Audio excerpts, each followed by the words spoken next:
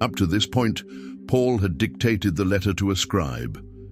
Now, he takes the pen and writes in his own handwriting. "This greeting is in my own handwriting, Paul."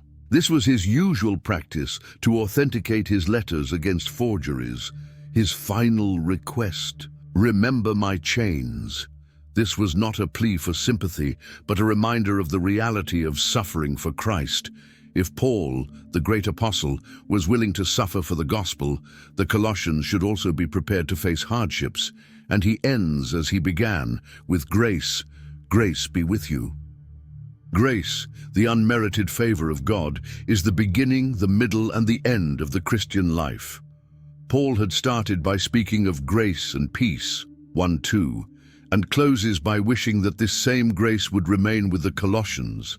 Thus concludes this powerful letter, which in just 4 chapters presents some of the most profound declarations about the person of Christ and the most practical applications for daily life. From cosmic matters concerning the creation of the universe to instructions on how to speak with non-believers, Paul shows that the gospel encompasses every aspect of human existence.